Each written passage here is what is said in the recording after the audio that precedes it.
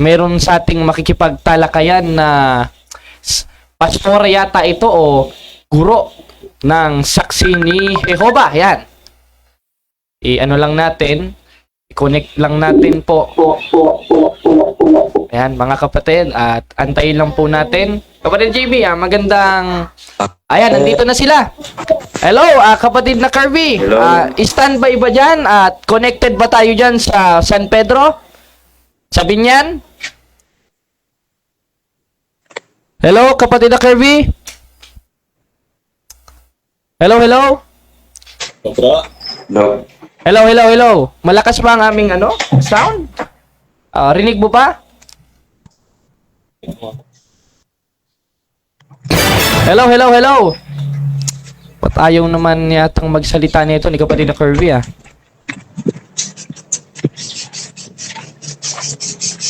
So, Oh, hello, hello, hello. Hello? ay, wala marinig. Rinig ako, rinig. Yan, okay na. Okay. Kaya, nasaan na yung yung parang pastora ng Okay Saksi na. ni Jehovah, yung pumunta dyan sa inyo ngayon? Nandiyan pa ba? Connected pa ba, kapatid na Kirby? Anyone can claim. Ba, ayun pala. Nandiyan pa ba, kapatid na Kirby? Charge. Ha? Go. Hello, nandiyan pa ba?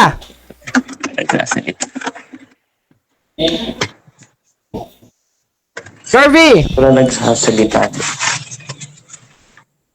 Natatanong na. Natatanong ko na.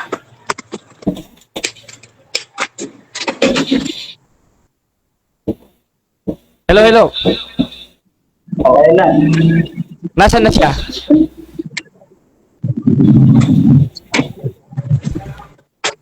Nasaan na siya? Actually, yung sa call po, hindi po ako yung kumausap. Si Jared pong akin. Sino yan? Isa pong si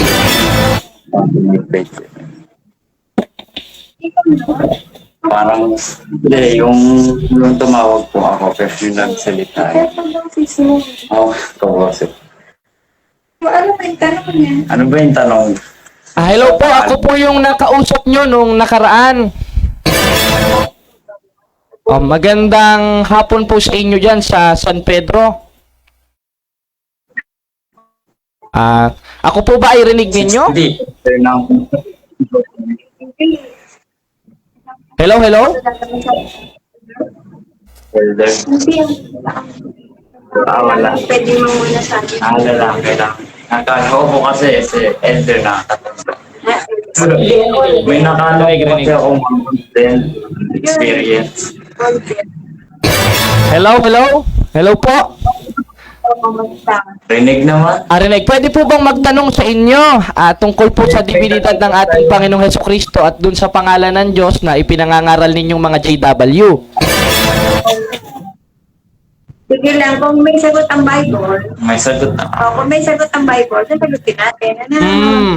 Ang tanong ko lang po kung sakali ito, ngayon po ay buong galang po kami sa inyong makikipag-usap, wala naman pong bastusan dito, ay kailan po ba lumabas yung pangalang Jehovah? Ito po ba pinangaral ni Kristo noong 1st century?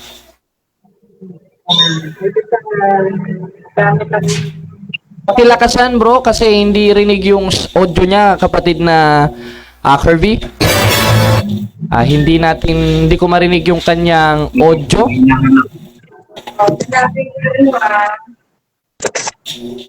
Ang tanong mo, ginamit ba ni Jesus? Hindi, ang tanong ko po ay nung 1st century po, kailan po ba unang nagamit yung pangalang Jehovah? Ito po ba yung pinangaral ni Kristo nung 1st century? Actually, Jehovah is English, di ba? Sakit lang po at sis, simple lang po ang tanong ko. Ang tanong ko po, hindi ko naman po tinatanong kung English o Tagalog o Bisaya. Ang tinatanong ko po sa inyo, sakit lang po i-clarify ko lang po sa inyo. Ang tanong ko lang po, ginamit po ba ni Kristo nung 1st century at ipinangaral niya sa mga apostol yung pangalang Jehovah? Nung 1st century lang po, yes or no?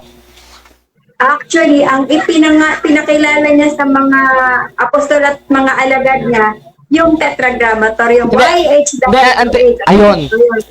Sa makatwid, hindi po pala yung JHWH, kundi YHWH po. Therefore, hindi po pala pinangaral ni Kristo yung word na Jehovah nung 1st century. Okay, dahil lang si Jesus ay nabubuhay sa lupa, wala pa yung English. Wala pang Hindi ko naman po tinatanong kung English o hindi eh.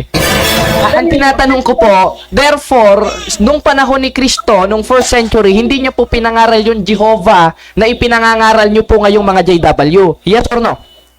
No, dahil Ayo. wala pa yung Jehovah. Pero siguro kung meron, yun yung Ah, ipapagawa. okay. Saan po mababasa sa Biblia, sis, sa Synoptic Gospel po ni Kristo, na sinabi ni Kristo, pag merong Jehovah, yun ang ipangangaral ko?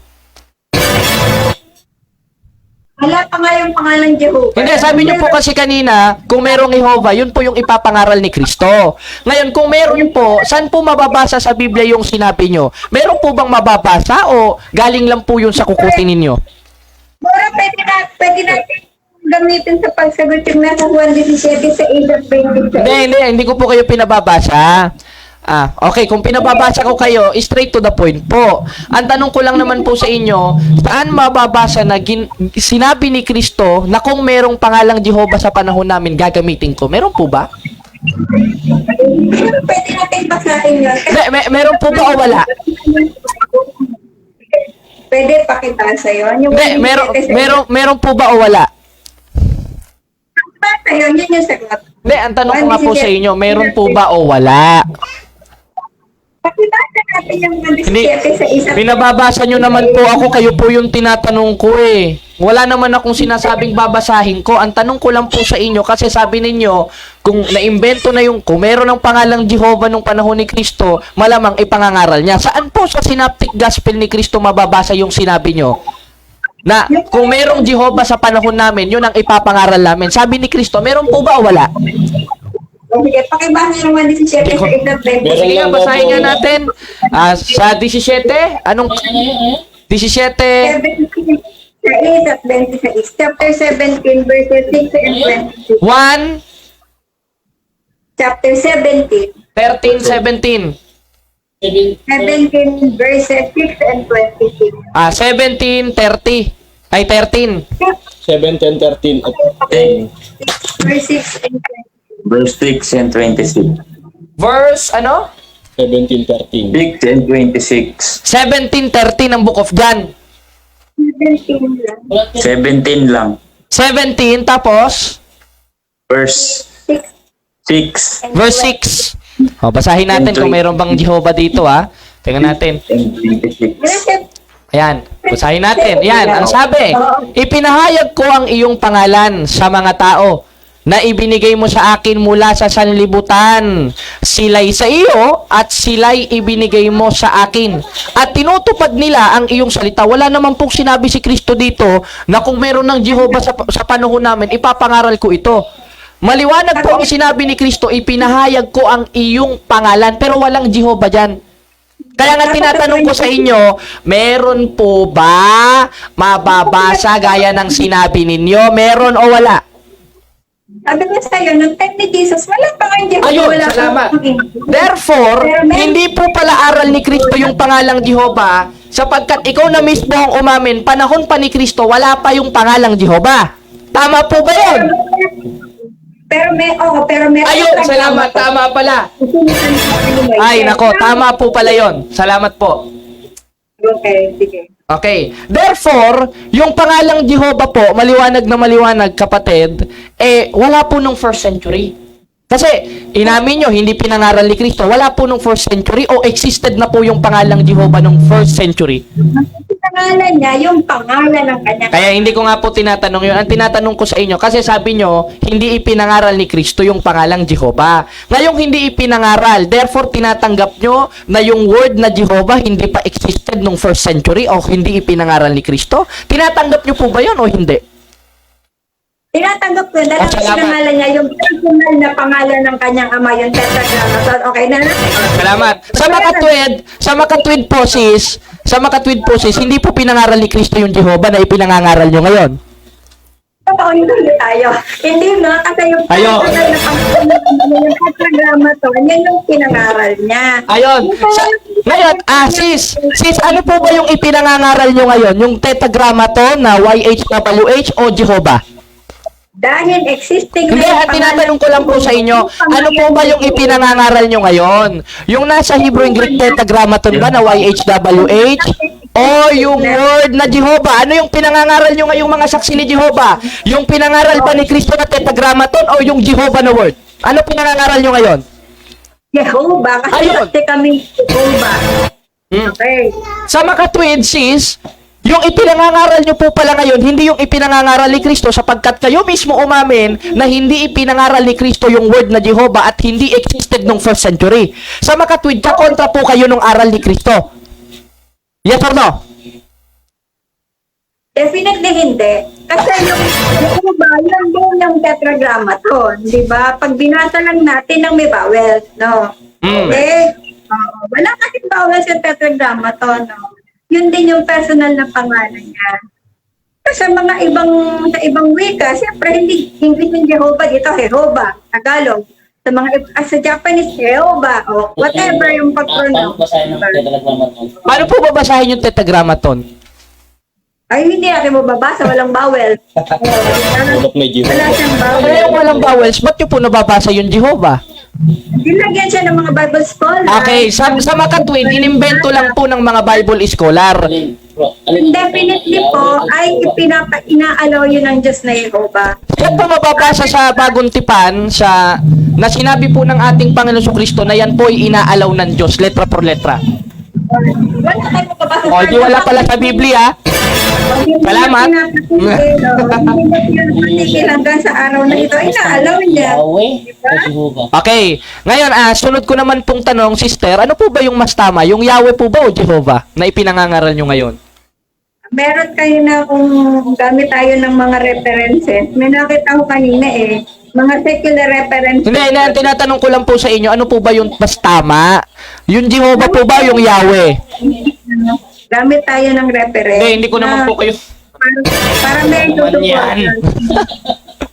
Hindi, ang tinatanong ko lang po sa inyo, sister, maliwanag na maliwanag po, ano po ba yung mas tama? Yung word na Jehovah o yung Yahweh? Gamit na sasagot ako. Isipin ako muna Jehovah daw po ba o Yahweh? Ba't takot po kayo lumagot? Okay. Hindi naman po kami nangangain dito. Hindi, maliwanag po ang tanong ko sa inyo, sister Ano po ba yung mas tama? Jehovah po ba Yahweh? Mamili lang po kayo sa dalawa. Parang putahe lang yan, adobo o kinigang. Hindi mo na kailangan ng marami pang babasahin. Ito, ginamitan ko ng magic sarap, ginamitan ko ng paminta, ginamitan ko ng toyo, ginamitan ko ng sampalok. Ang tanong ko po kasi sa inyo, straight to the point. Okay, sasagutin ko gamit yung Hindi, ang tanong ko lang po sa inyo, mamili lang po kayo sa dalawa. Ano po ba yung mas tama? Yung Jehovah o Yahweh? Pwede kong sagutin gamit itong reference. Hindi, Jehovah po ba o Yahweh? Alingan yun ng banal na pangalan ang siyang wasto, Jehovah o Yahweh. Walang sino man tao sa ngayon ang makatitiyak sa kung papaano ito unang-unang binika sa Hebreo. Bakit wala? Okay. Ngayon, ba't sabi naman po sa inyong libro, maliwanag po ito i-flash ko lang sa sabi po sa inyong libro, while, nakalagay, inclining to view the pronunciation Yahweh as the more correct way.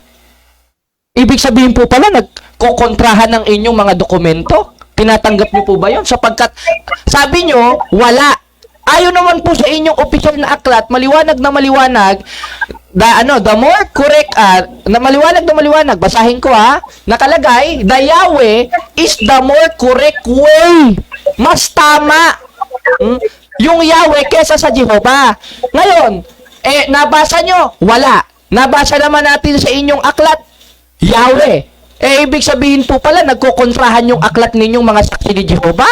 Nagkokontrahan po ba o yung utak nyo nagkakakontrahan? Bro, wait lang. Ang sabi niya ngayon yung reference daw, paki-send sa sige. aralan. Okay. Dito nakalagay yan na New World Translation na ipinablish ito ng Pinablish ito ng saksi ni Jehovah noong February 9, 1950 sa New York. Ayan, nakalagay, New World Bible Translation Committee. Pwede ba natin mai-flash sa screen ito? Ayan. O, nakalagay po, letra por letra, na ipinablish noong February 9, 1950.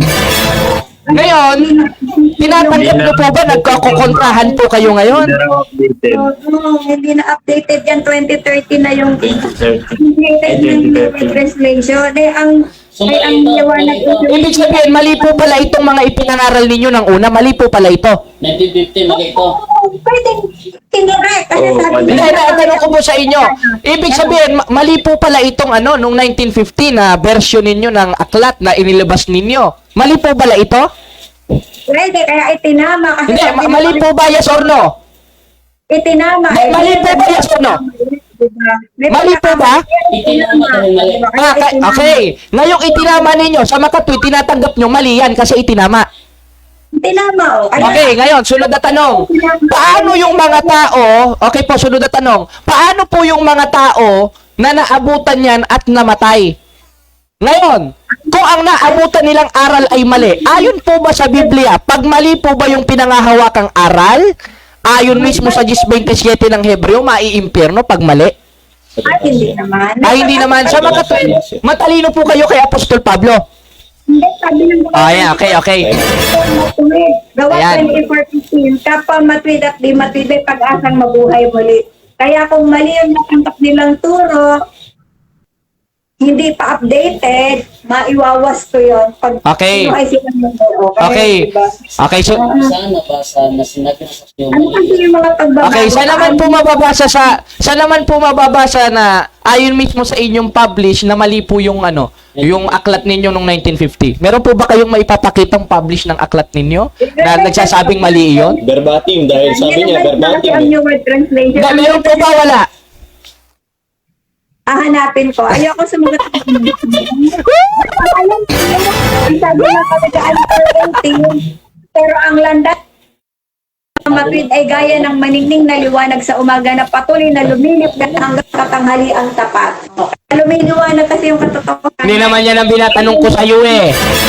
Ang tinatanong ko sa inyo, saan po ba sa aklat ninyo na nagsasaad na mali yung New World Translation na pinablish mismo ninyo? Na ang nakalagay, the more correct way is Yahweh than Jehovah. Saan po ba? Meron po ba kayong mababasa na ninyo na aklat ninyo na naipublish ninyo na nagsasabing mali po yung New World Translation? Meron po ba wala? I-research ko muna ha. Research pa pala muna. Research! Tayo, hindi tayo ng no. Delikado, no. Baka masaksak tayo ng tabak. No. Re-research muna natin. Okay, sige. Bibigyan ko po kayo ng oras mag-research, kapatid. At hihintayin po namin yung sagot kasi baka bukas kukunin na kami ni Kristo, hindi man lang namin malalaman yung tunay na aral eh. Baka kami maimpyerno. Kapag matwid at di matwid, may pag-asang mabuhay. Eh, ibig sabihin, kahit mamamatay tao, maliligtas. Walang ako. May pag-asa ka. Kahit yung nasa 21:8 ng Apokalipsis na mga nahatulan na hindi matwid, maliligtas pa rin pala yun. Oo, gawa 24:15. O sige, basahin natin ha. 21:8 ng Apokalipsis. May flash pa natin ito. Basahin natin ha. Ngunit 21:8 ng Apokalipsis. Babasahin ko lang ha. O ito, kapatid na JB, pakibasa. Ngunit sa mga duwag at sa mga hindi mananampalataya at sa kasuklam at sa mamamatay tao, ang kanilang destino ay sa apoy at asupre na siyang ikalawang Eh paano po ito? Sabi ninyo, maski yung mga mamamatay taong nahatulan na, maliligtas pa rin. Matalino po pala kayo sa Diyos na nagsasabi ang kanilang destino sa impyerno? Matalino pa ba kayo sa Diyos o hindi? Gawa 24:15. Hindi, matalino pa ba kayo sa Diyos o hindi? Yan ang sinasabi sa 21:8 ng Apokalipsis eh. Yes, hindi kami matalino siya. Di tama pala yung sinasabi sa 21:8 ng Apokalipsis na yung mga liko at mali ang mananampalataya ang kanilang destino sa impyerno. Di nagmamarunong pa na kayo sa Biblia? Okay lang sa interview. Nagmamarunong po pala kayo sa Biblia. Yan ang sinasabi sa Biblia. Basa, kapatid na JB. Ngunit sa mga duwag at sa mga hindi mananampalataya at sa kasuklam-suklam at sa mamamatay tao, ang kanilang destino ay sa kadagat-dagatang apoy. Dagatang apoy! Para sa'yo, ligtas pa rin. Napakasama ng Diyos mo. Napakasama ng Diyos nyo. Kayong mga saksi ni Jehovah. Napakasasama ng Diyos ninyo. Sige ba? Ang sama ng Diyos ninyo, napakasasama. Bakit? Biruin nyo.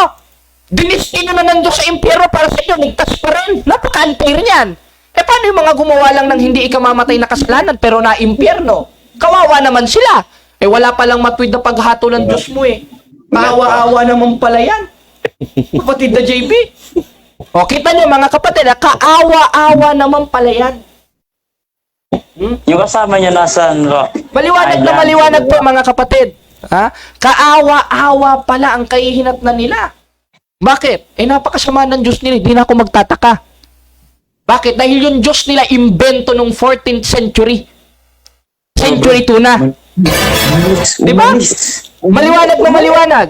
Maliwanag na maliwanag mga kapatid. Paano ngayon yan? Paano ngayon dedepensahan ng mga saksi ng bruha yan o saksi ni Jehovah? Ay, nako, napakalabo. Napakalabo mga kapatid. Sakita muna, kapatid na Kirby, huwag ka muna sasapaw dahil naka-live tayo. Maaari ka na pong bumaba sa ating conference at kung pwede, ma-interview ka namin mamaya after ng ating pag-aaralan sapagkat nag-e-echo po sa ating nag-e-echo sa ating ano man tawag dito? Stream At ngayon mga kapatid, mga kababayan, kitang-kita naman po natin Kayo na pahalang umalis tumakbo kapatid na JB Tumakbo. Paano yan? Anak ng weting naman yan, oo. Aral pa siya, bro. Ay, sabi niya, magre-research pa daw yan. Pastora ito, elder ito ng saksi ng Jehovah. Ano ba tawag dyan? Wala yan. Jehovah? Ay, naku, kaawa-awa ang mga tao na makikinig dyan sa aral ng saksi ng bruha na yan o saksi ni Jehovah. Kita nyo, siya na mismo ang umamin, mga kapatid Siya na mismo ang umamin. Na na hindi ipinangaral ni Kristo yung pangalang Jehovah at sa bukod sa hindi ipinangaral po ni Kristo yung pangalang Jehovah, kapatid na JB, hindi po nag-exist yan nung 1st century. At wala yung tawa natin dito. Ayun. Hindi po nag-exist ng 1st century yung pangalang Jehovah. Katunayan, siya na mismo umamin. Di ba kapatid na JB? Wala daw Siya na mismo umamin. Na na yung pangalang Jehovah hindi nag-exist nung 1st century at bukod sa hindi nag-exist nung 1st century, kapatid na JB, inimbento lamang nung 14th century. Matagal nang patay ang ating Panginoong Jesucristo. Bakit? Basa, kapatid na JB. May flash ba natin sa screen yan? Anong sabi? While inclining to the view of pronunciation Yahweh, the more correct way we have retained the form. Anong sabi? Jehovah. Ngayon, anong sabi sa kanilang aklat? The more correct way is Yahweh than Jehovah. Idi-invento lang pala ito, mga kapatid, mga kababayan, kapatid na JB. Ano masasabi mo? Malinaw, bro. Malinaw na malinaw. Correct way pala ba't Jehovah ang ginamit nyo? Di ba? More correct way pala yung Yahweh. Bakit hindi nyo ginamit yung Yahweh? Jehovah kayo na Jehovah. Jehovah, Jehovah. Jehovah! Paano yan? Paano nyo ipapaliwanag yan, mga saksi ng gagamba? Paano nyo po ipapaliwanag yan ngayon, mga saksi ng gagamba? Gagamba ba? Pwede. Kaya, makikita nyo mga kapatid, yan mataas ang katungkulan niya sa saksi ni Jehovah. Yan yung advisor nila. Hindi ko alam kung may pastor o pastora sila, pero yan po yung missionary nila na mataas dyan sa San Pedro. Nakita nyo naman na kulang pa pala sa research itong mga pastor-pastora. At tatawagin ko na lang pastora sapagkat hindi ko alam. Alangan naman demonyita. Hindi ko naman pwedeng tawagin demonyita, kapatid na JP. Ay ano itatawag natin? Pastora na lang ang ating itatawag sa kanya. Ngayon, maliwanag na maliwanag, inamin niya ang unang tanong natin, ipinangaral po ba ni Kristo yung pangalan Jehovah? Sabi niya, hindi. Hindi raw. Sapagkat ang ipinangaral ni Kristo, yung nasa tetragrammaton, ano ba yun? Yung YHWH. Yun ang nasa original scriptures. Yung YHWH. Ngayon, kung YHWH ang ipinangaral ni Kristo, sinakyan ko siya eh. Ngayong YHWH ang ipinangaral ni Kristo, tanong, ano yung ipinangangaral ninyo? YHWH o Jehovah? Jehovah! Ngayong Jehovah po ang ipinangangaral ninyo, therefore tinatanggap nyo kakontra kayo sa aral ni Kristo? Hindi daw. Hayaan na natin, mga kapatid. Patawarin na lang natin ang kanilang kamangmangan. Patawarin na lang natin. Ano? Kaya nga, kapatid na JB, anong masasabi mo dun sa kanilang pastora? Hindi handa sa pagsagot, bro. Mag-aaral pa daw siya. Ay, nako, kaawa-awang mga saksi ng bra ito.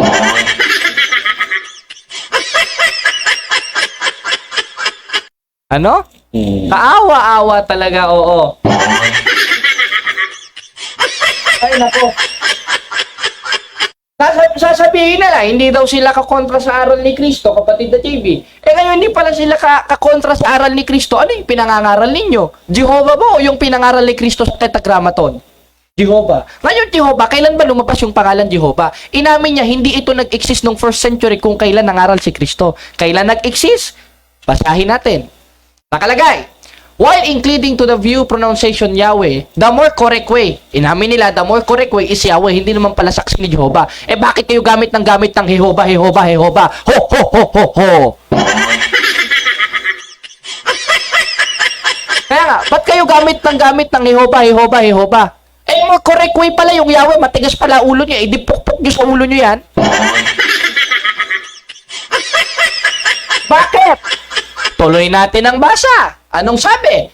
Because the people's familiarity with it since the 14th century. Straight to the point. Therefore, yung word na Jehovah na mali ayon sa kanilang aklat dahil ang more correct way is Yahweh na invento lang pala yan nung 14th century. Ano na mga saksi ni Jehovah? Ngayon, ano ba yung ipinangaral ni Kristo? Ipinakilala niya na dapat itawag natin sa Diyos. Ano? Maganda, i-plus natin sa screen ang 6.1 ng Mateo, kapatid na JB.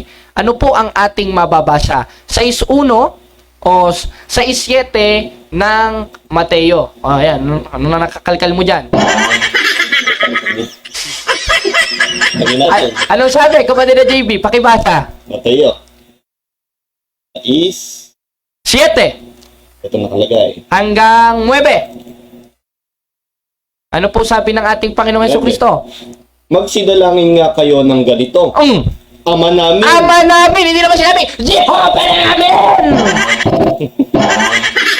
At ipagpalagay mo na, ang ipinangaral ni Kristo yung YHWH, sinabi niya ba nung nanalangin siyang YHWH? Hindi, ang sinabi niya, Ama.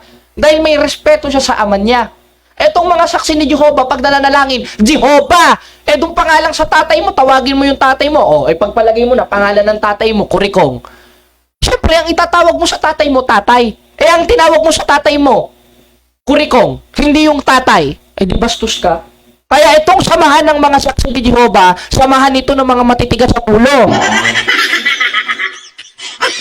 Bakit? Dahil maraming lalabas dyan sa panahon ngayon. Ikalawang Timoteo 3:1 hanggang 5. Basa, kapatid na JB. Verse 1, ito nakalagay. Tatapat alamin mo ito, na sa mga huling araw ay darating ang panahong mapanganib. Sapagkat ang tao ay magiging masuwayin sa mga magulang. Ayun naman pala eh. Straight to the point. Maraming mga tao magiging masuwayin sa kanilang mga magulang. Masuwayin eh. At ang manifestasyon yan sa panahon ngayon, itong mga nagsisisulputang may mga pamphlet sa mga plaza-plaza. Itong mga saksi ng saksi po tuloy ng saksi ni Jehovah. Bakit? Biruin mo, ipagpalagay mo na ang tamang pangalan ng Diyos, Jehovah. Tanggapin na natin yung pangalan na yan, ano? Nanalangin ka. Hindi mo tinawag na ama, gaya ng ipinangaral ni Kristo. Kundi tinawag mo lang Jehovah, hindi ba bastos yung kapatid na JP? Oo, bro.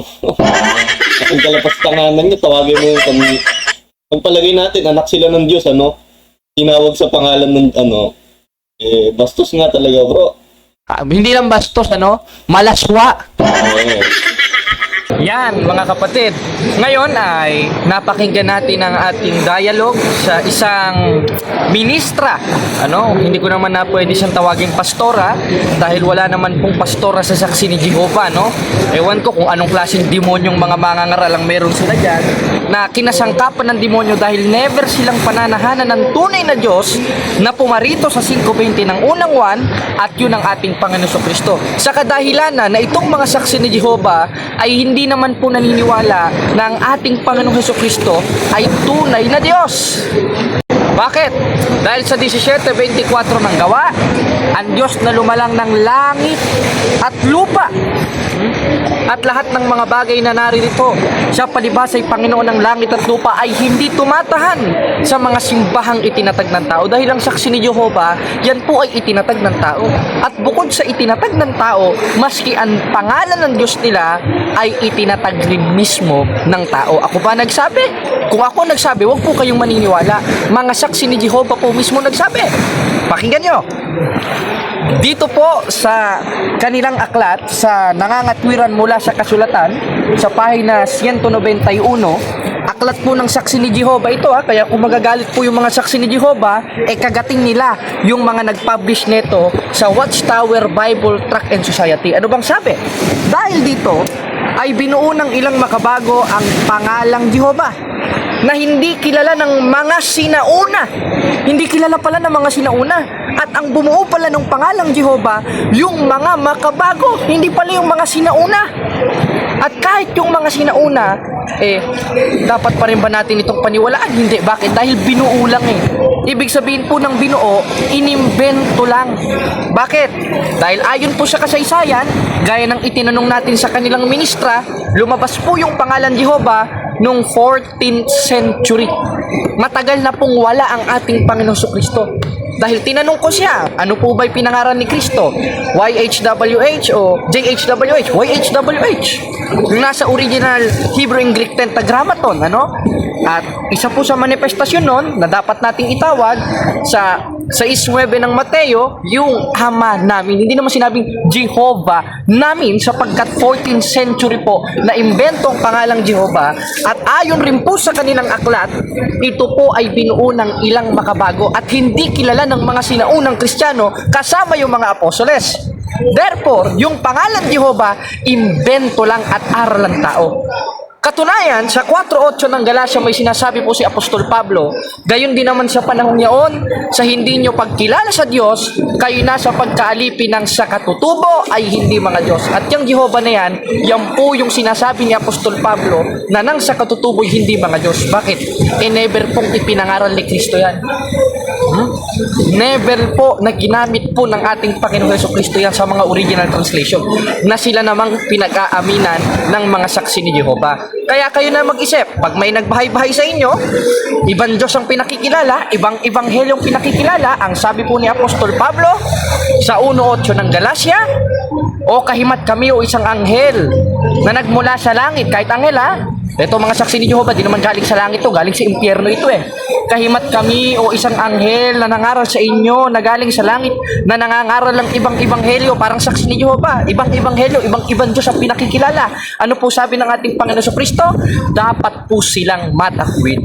Kaya napatunayan natin sa video na ito, mga kapatid, mga kababayan, at sa pinakamataas nila na ministra dyan sa San Pedro, Laguna, na ang pangalan Jehovah ay hindi dapat sampalatayanan at sampahin sapagkat aral ng tao, ibang-ibang Diyos, imbento lamang ng 14th century, matagal nang wala ang ating Panginoong Jesucristo. Muli mga kapatid, ako po si Jared Almasora. Nandito po tayo sa Kabisayaan at napakaganda at napakalamig na hangin. At ang payo ko sa mga protestante, hindi ko po kayo tatantanan. God bless po sa inyo mga kapatid. Mag-subscribe kayo at pasama po ako sa inyong mga panalangin at kasama rin po kayo sa aking mga panalangin. Kaya nang nasa 2:1 ng unang Timoteo. Salamat sa Diyos mga kapatid at mabuhay ang simbahang Katoliko.